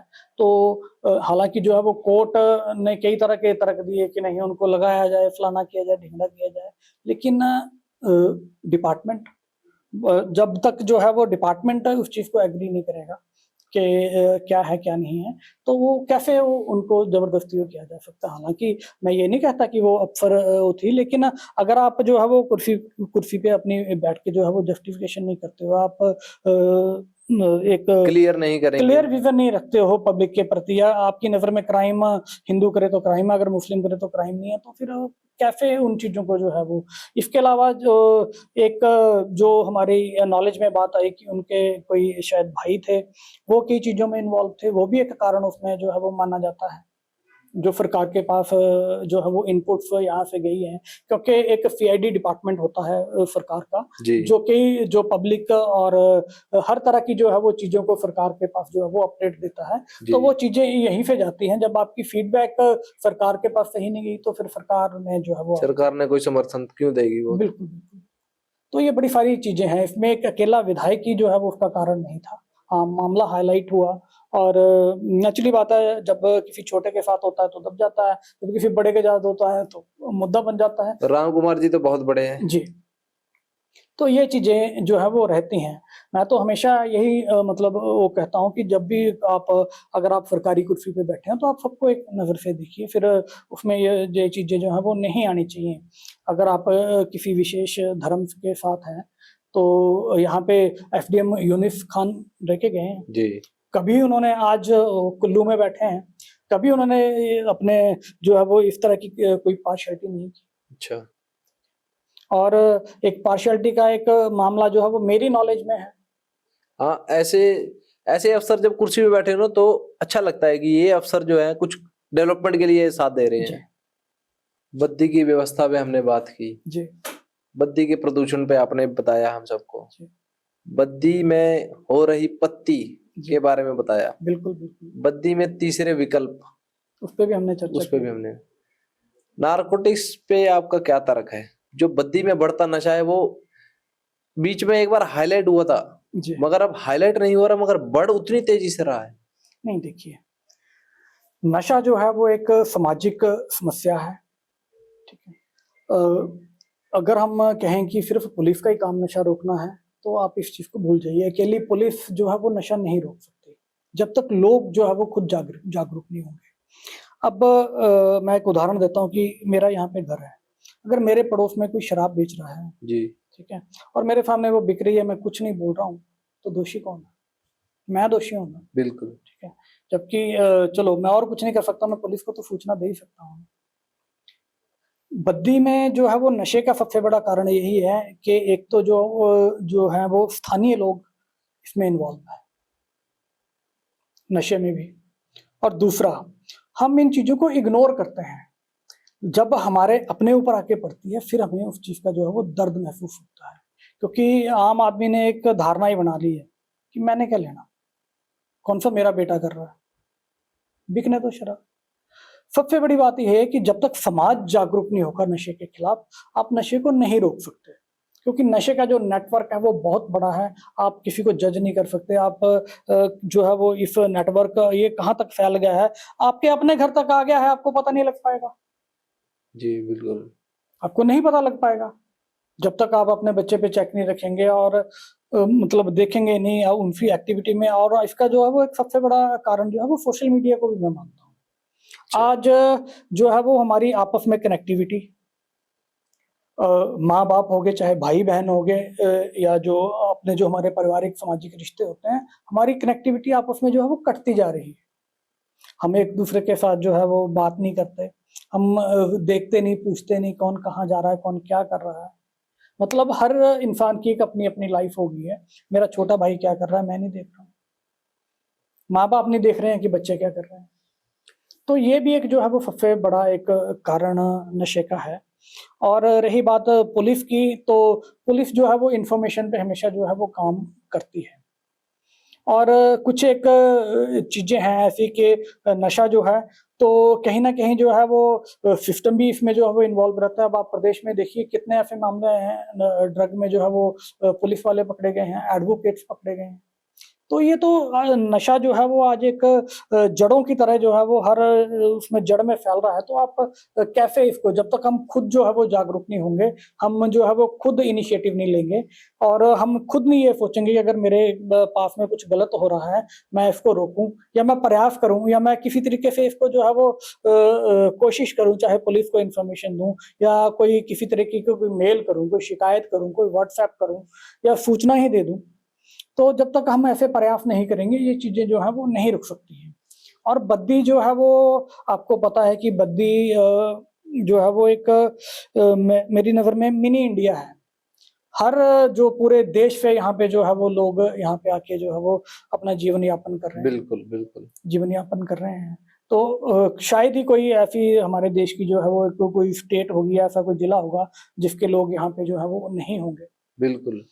तो बड़ी सारी चीजें हैं, जब तक जो है वो मैं बार बार यही बात कहता हूँ कि बद्दी को सुधारने, बीबीएन को सुधारने के लिए सबसे पहले इनिशिएटिव यहाँ के लोकल लोगों को लेना होगा, उनको पीछे हटना होगा और जागरूक होना होगा। मैं तो बद्दी का जो यूथ है, मैं जो स्थानीय लोग हैं, यूथ हैं, आप उस ढर्रे पे मत चलिए, आप अपनी सोच को बदलिए। आप मत सोचिए कि ये मुझे किराए की इनकम आ रही है या मुझे जो है वो मेरी फलानी दुकान पे शराब बिकती है तो मेरे को वहाँ से इनकम आ रही है। आप उस सोच को बदल दीजिए, आप अपने आप को एजुकेटेड कीजिए, आप अपने जो है वो विजन को करिए। क्योंकि मैं बार बार यही बात बोलता हूँ कि जो आने वाली पीढ़ी है ना, खासकर बद्दी की अपनी, जी। वो इसका खामियाजा भुगतेगी, चाहे वो प्रदूषण है, चाहे वो नशा है। ठीक है, अच्छा। मैं हूँ, मुझे लगेगा कि यहाँ पे हालात खराब हैं, 2 साल 5 साल तक मैं चला जाऊंगा, मेरे पास ऑप्शन है, मैं चला जाऊंगा। मैं क्या करूंगा, लास्ट में क्विट ही करूंगा ना। जब बिल्कुल ही पानी सर से ऊपर चला जाएगा तो मैं क्या करूंगा, क्विट ही करूंगा ना। जी। छोड़ो यार, क्यों रहना यहाँ। स्थानीय लोगों को समझना चाहिए कि जो बाहर के लोग हैं वो पलायन कर सकते हैं, मगर स्थानीय लोग पलायन करके कहाँ हाँ, जाएंगे? आप कहाँ जाएंगे, आपके पास क्या विकल्प है। आपने यहाँ पे जो है वो अपना इंफ्रास्ट्रक्चर बना लिया, आपने अपने साधन बना लिए, आप कहाँ जाओगे। मैं बड़े ऐसे स्थानीय लोगों को जानता हूँ जिनके बच्चे जो हैं वो नशे के शिकार हैं। एक पोस्ट मैंने देखी कि हमारे हाउसिंग बोर्ड की पोस्ट को कंपेयर किया जा रहा है विधायक के घर वाली जाने वाली पोस्ट रोड के हिसाब से। बिल्कुल। तो ऐसा क्यों, डिफरेंस क्यों आ रहा है इसमें? साई रोड की हालत क्यों बदतर है, वहां पे सीवरेज का काम चल रहा है। ठीक है, सीवरेज का काम है, नेचुरली बात है, अगर कोई जहाँ पे काम चलता है तो वहां पे दिक्कतें आती हैं। ठीक है, और इन चीजों को अगर आप, इन छोटी छोटी चीजों को, विधायक का रास्ता ऐसा है या पिछले पहले लोग कमेंट करते हैं कि पम्मी की अपने विधायक महोदय की अपने घर की सड़क ठीक नहीं है। जो अपनी सड़क नहीं ठीक करा सके वो औरों की क्या करवाएंगे। पढ़ी है मैंने ये पोस्टें, जब कांग्रेस जो है वो विपक्ष में थी तो वो ऐसी बातें करते थे। तो ये तो सारे पॉलिटिकल चीजें हैं, ये हमेशा जो है वो चलती रहेंगी, इन्हें कोई रोक नहीं सकता, क्योंकि हर लोग आजाद है, किसी को भी बोलने का अधिकार है। बिल्कुल। तो ये जो सवाल था मेरा आम लोगों को समझाने के लिए था कि पॉलिटिकल लोग एक दूसरे में तर्क इसी प्रकार की करते हैं। बिल्कुल, आप जो स्थानीय लोग हैं, आम लोग हैं, इन चक्करों में ना पड़े।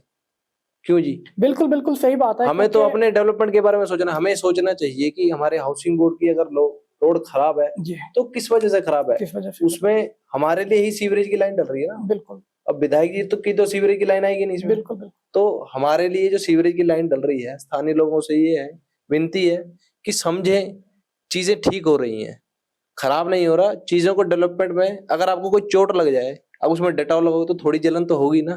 तो इस करके उसको समझना चाहिए कि डेवलपमेंट हमारे लिए की जा रही है। अंतिम सवाल मैंने एक आपके लिए बचा के रखा था, क्योंकि मैं चाहता था कि आप सब चीजों के ऊपर बात कर लें, उसके बाद आप इस टॉपिक पे बात करें। हमने जब आपके बारे में सुना तो यही सुनने में आया कि ओम शर्मा पे यहाँ अटैक हुआ, ओम शर्मा पे यहाँ अटैक हुआ। तो आप उसकी असलियत बताइए कि क्या आपके ऊपर सही में अटैक हुआ कि वो अफवाहें हैं? अगर हुआ तो आप उससे कैसे निडर हो गए आपने उसका सामना किया? बिल्कुल, मैं आपको सबसे बड़े यही बताना चाहता हूँ कि मतलब मैं हमेशा यही कहता हूँ कि जितने भी मैंने मुद्दे उठाए हैं ना, उसमें चाहे वो इंडस्ट्री है, ठीक है, उसमें भी कहीं ना कहीं जो है वो स्थानीय लोगों का इंडस्ट्री को शेल्टर जाता है, प्रशासन का भी जो है वो शेल्टर जाता है। तब जो है वो मुझ पे जो है वो एक प्लानिंग के तहत जो है वो हमले किए जाते हैं। मैं आपको बताऊं कि नालागढ़ में एक औद्योगिक फार्मा कंपनी है, उनका हमने जो है वो पॉल्यूशन का मुद्दा उठाया। अच्छा। ठीक है, और बिल्कुल ऑन कैमरा हमने दिखाया कि रात को इस उद्योग से जो है वो पानी निकलता है, लोग परेशान थे, दुर्गंध आती थी।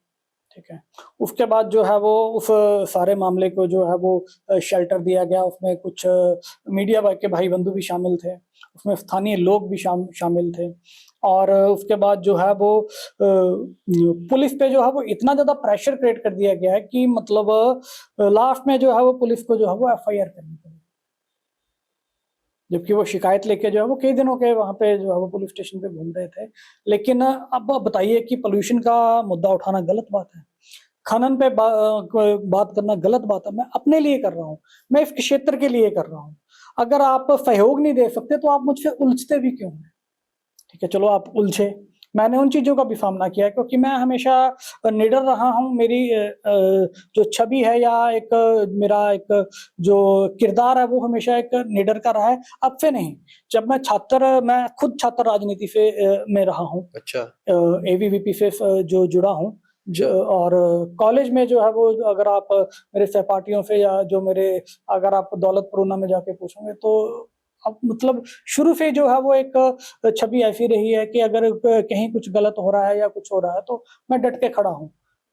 मैंने कभी पीठ नहीं दिखाई, ठीक है? कभी इन चीज़ों की परवाह नहीं की। बिल्कुल, आप कहते हैं कि थ्रेट किया जाता है, मेरे पे जो है वो हमले भी हो चुके हैं, बद्दी पुलिस स्टेशन के बाहर जो है वो मुझ पे हमला हो चुका है।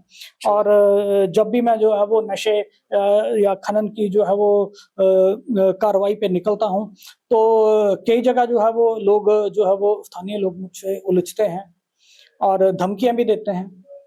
लेकिन एट द एंड जो है वो उनको पता है कि अगर हम इससे पंगा लेंगे क्योंकि अगर आप पंगा लेंगे तो आप तो जो है वो 10 बार आपको सोचना पड़ेगा क्योंकि मैं चुप में बैठने वाला नहीं हूँ। मैं जब तक यहाँ हूँ ना, ये मेरा मतलब एक खुला हुआ है कि मैं कभी चुप नहीं बैठूँगा, ठीक है? ना मैं कभी डरूँगा, ठीक है? आप उलझोगे, आप जो है वो आप मेरे पे एक वार करोगे, मैं 10 की तैयारी करूँगा। मैंने कभी पीछे हटना अपनी ज़िंदगी में जो है वो सीखा ही नहीं है। क्योंकि मेरी जो लड़ाई है ना, वो मेरे अपने लिए नहीं है। खनन जो है वो मेरी समस्या नहीं है, पॉल्यूशन मेरी समस्या नहीं है, नशा मेरी समस्या नहीं है, लेकिन मेरी ये कर्म भूमि है। मुझे तकलीफ होती है। मैं पत्रकारिता की फील्ड में रहा हूँ। आप बताइए यहाँ पे कितने पत्रकार जो है लोकल पत्रकारों की बात करता हूँ, कितने पत्रकार जो है वो पॉल्यूशन पे बात करते हैं, कितने पत्रकार जो है वो नशे पे बात करते हैं या खबरें करते हैं। पोस्टें करते हैं या सोशल मीडिया पे जो है वो खनन को लेकर या नशे को लेकर या इंडस्ट्रियल पोल्यूशन को लेकर। पोल्यूशन जो है वो आज के टाइम में बहुत बड़ी एक समस्या बन चुकी है। लेकिन लोकल पत्रकार नहीं बोलते, लोकल लोग नहीं बोलते। तो जब कोई नहीं बोलेगा तो भाई मैं तो बोलूँगा ही। ओम शर्मा की जो पोस्ट है, आप क्या सोचते हैं उसको कौन पढ़ता है या कौन कितनी वेरिफिकेशन करते हैं लोग? नहीं, मैं पोस्ट का एक बड़ा रीज़न है क्योंकि अगर आप कोई लंबी-चौड़ी स्टोरी लिख देंगे, तो वो शायद ही लोग आज के टाइम में ना लोगों के पास थोड़ा कम टाइम है। जी। तो मैं इन चीज़ों को जो है वो समझता हूँ क्योंकि एक जो खबर होती है ना, आप 4 कॉलम की खबर लिखते हो लेकिन आप उसका कंक्लूज़न जो है वो खबर का हेडिंग होता है ना, आप उसमें कर देते हो। अगर आपने हेडिंग में बात अपनी कह दी ना, तो उस हेडिंग से ही जो है वो अंदर आपको खबर पढ़नी पड़ेगी। अच्छा। तो मैं मीडिया में रहा हूँ और मीडिया मतलब मेरा एक तरह का जो है वो पैशन है, मतलब प्रोफ़ेशन भी है, पैशन भी है। और मैं जब कोई चीज़ लिखता हूँ तो नेचुरली बात है उसके स्क्रीनशॉट भी वायरल होते हैं। स्टेट सीआईडी जो है वो उन चीज़ों को नोटिस करती है, अच्छा। सरकार नोटिस करती है। शिमला तक जो है वो स्क्रीनशॉट जाते हैं, दिल्ली तक स्क्रीनशॉट जाते हैं। मैं एक आपको उदाहरण देता हूँ, मैंने यहाँ पे जो है वो एक यहाँ से पोस्ट की थी एक मुद्दे को लेके लॉरेंस बिश्नोई के मुद्दे को लेके, क्योंकि लॉरेंस बिश्नोई का नाम जो है वो बद्दी से जुड़ा हुआ था किसी मामले में या है। तो उस पोस्ट से जो है वो हिमाचल पुलिस को जो है वो दिल्ली से बकायदा जो है वो वहाँ पे वेरिफिकेशन आ गई और यहाँ पे एसपी बद्दी मोहित चावला थे और उनको वहाँ पे एनआईए और जो बड़ी इन्वेस्टिगेशन एजेंसियाँ हैं कि यहाँ से ये पोस्ट की गई है। तो आप पूछिए कि ये क्या है, क्या मामला है? अच्छा। सिर्फ पोस्ट पे ही और स्क्रीनशॉट जो है वो वायरल होते हैं। चाहे उस पे कोई लाइक करे ना करे, कमेंट करे ना करे, शेयर करे ना करे, लेकिन सबको पता है कि अगर ये बंदा बोल रहा है तो कुछ ना कुछ पीछे उसका तर्क होगा। ये बंदा सबको पता है कि चाहे वो सरकार है, अफ़सर है, लोग अफ़सर भी हमें जानते हैं। ये नहीं है कि हर अफ़सर खराब है। अगर 4 अफ़सर जो है वो खराब बैठे हैं तो 2 काम करने वाले भी बैठे हैं। जो बिल्कुल। 2 पब्लिक के लिए हर तरह का जो है वो यही है ना, एक सिक्के के जो है वो 2 पहलू होते हैं। हर तरह के लोग जो है वो चाहे अपना राजनीति है, चाहे प्रशासन है, चाहे सरकार है, हर तरह के लोग वहाँ पे जुड़े हुए हैं। तो नेचुरली बात है वो पोस्टें जो है वो स्क्रीनशॉट जो है वो उनपे जो है वो सीआईडी की रिपोर्ट्स भी बनती हैं, सरकार तक रिपोर्ट्स भी जाती हैं और अंदर खाते जो है वो जाँच भी होती है, उसकी जो है वो वेरिफिकेशन भी होती है, जाँच भी होती है, एक्शन भी होता है। अंत में आप शुद्ध टॉक्स के माध्यम से हमारी जनता को, आपकी जनता को क्या कहना चाहेंगे? पहले तो जो आपने ये वेंचर शुरू किया है, आपने बहुत बढ़िया जो है वो वेंचर शुरू किया है। धन्यवाद। तो आप इसके लिए जो है वो बड़े बधाई के पात्र हैं। आपने बड़ा धन्यवाद अच्छा जी। सेटअप लगाया है और आपके इंटरव्यूज में देखता रहता हूँ, तो बड़ी एक इनिशिएटिव आपने यहाँ से जो बद्दी से एक लिया है, बड़ा अच्छा इनिशिएटिव है। और जनता को जो है वो पब्लिक या यूथ जो है वो, उनको जो है वो मेरी एक यही सजेशन है कि आप चीज़ों को इग्नोर मत करिए इग्नोर। आज नहीं, कल नहीं, परसों ये जो आप चीज़ें इग्नोर कर रहे हैं, चाहे वो नशा है, चाहे वो खनन है, चाहे अपना जो है वो जितनी भी अव्यवस्थाएँ हैं, जब आप इनको इग्नोर करोगे, ये एक ना एक दिन, आज नहीं, कल नहीं, परसों, ये जो है वो आपके लिए नुकसानदेह होंगे। ठीक है? मैं हमेशा ये चीज़ जो है वो बोलता आया हूँ कि आप जो है वो आप आवाज़ उठाना सीखिए। एक कदम बढ़ा के जो है वो उन चीज़ों से लड़ने की कोशिश करिए, उन चीज़ों का जो है वो विरोध करने की कोशिश करिए। अगर आप ये सोचते हैं कि मैं क्यों बुरा बनूँ, तो कल को ये यही जो है वो आपकी सोच कि मैं क्यों बुरा बनूँ, आपके घर को खराब कर देगी, आपके परिवार को खराब कर देगी, आपके बच्चों का जो है वो फ्यूचर स्पॉइल कर देगी। तो मेरा ये संदेश है कि जहाँ जो गलत दिखता है, उसके खिलाफ जो है वो आप कोशिश तो करके देखिए। कोशिश करने में तो कोई हर्ज नहीं है ना। जी। गलत के आवाज़ सामने नहीं आना, और भी कई विकल्प हैं। आज सरकार, आज के टेक्नोलॉजी के जो है, आज की टेक्नोलॉजी है, आप व्हाट्सएप कर सकते हैं, आप सूचना दे सकते हैं, ठीक है? इनसिक्योरिटी रहती है, लेकिन अगर किसी समस्या के लिए थोड़ी-सी कहीं इनसिक्योरिटी आ भी जाती है, तो उसको भी जो है वो फेस करना सीखिए, क्योंकि जब तक लड़ेंगे नहीं ना, ये समस्याएँ जो है वो खत्म नहीं होंगी, तब तक जीतेंगे नहीं। तब तक जीतेंगे नहीं। जैसे मैंने अपनी लड़ाई जारी रखी है, हर सिचुएशन में जारी रखी है, और जब तक मैं हूँ यहाँ पे, जब तक जिंदा हूँ या जब तक यहाँ पे हूँ, मेरी लड़ाई जो है वो हमेशा जारी रहेगी। धन्यवाद ओम शर्मा जी, धन्यवाद। हमारे साथ एक छोटा सा आप पॉडकास्ट में आने नहीं, के लिए आपने बहुत- समय दिया। जी, और अंत में हमारी टीम की तरफ से एक छोटा सा उपहार हमारे गेस्ट के लिए रहता है, तो धन्यवाद। आपके लिए। धन्यवाद सर। अंत में मैं एक छोटी-सी और बात कहना चाहता हूँ कि एक प्लेटफ़ॉर्म को जो है वो किसी भी चीज़ के लिए एक प्लेटफ़ॉर्म देना एक बहुत बड़ी बात होती है। अगर आप किसी को एक ट्रैक बना के देते हैं, तो उसपे हज़ारों चीज़ें जो है वो दौड़ेंगी या बनेंगी। तो एक बड़ी अच्छी शुरुआत आपने यहाँ पे जो है वो की है कि आपने एक प्लेटफ़ॉर्म दिया है। यहाँ पे बैठ के जो लोग जो हैं वो अपनी अपनी बात को, अपनी आवाज़ को जो है वो उठा सकते हैं। तो आपका जो प्रयास है वो बहुत सराहनीय ये प्रयास है। तो आपके लिए आप हार्दिक शुभकामनाएँ भी हैं, और धन्यवाद आप जी। इसी तरह से जो है वो आप इस प्रयास को, इस प्लेटफ़ॉर्म को जो है वो जारी रखें। धन्यवाद जी। मैं अपने दर्शकों को बार बार बताता हूँ कि शुद्ध टॉक्स सिर्फ बद्दी के लिए नहीं है, ये प्लेटफॉर्म पूरे हिमाचल का है। हमारा हिमाचल देवभूमि का नाम और ऊपर चढ़े और आगे चढ़े, पूरे भारत में जैसे अन्य देशों का, अन्य प्रदेशों का नाम हो रहा है, वैसे हमारे हिमाचल का भी हर फील्ड में नाम आगे जाए। सिर्फ एक ही जगह में ना जाए कि हिमाचल सिर्फ हंसता खेलता राज्य है। हिमाचल में काफी चीजें ऐसी भी है जो आपको बताई नहीं जाएंगी, मगर आप महसूस करेंगे। तो इसीलिए लाइक, सब्सक्राइब करें और शेयर करें शुद्ध टॉक्स। धन्यवाद।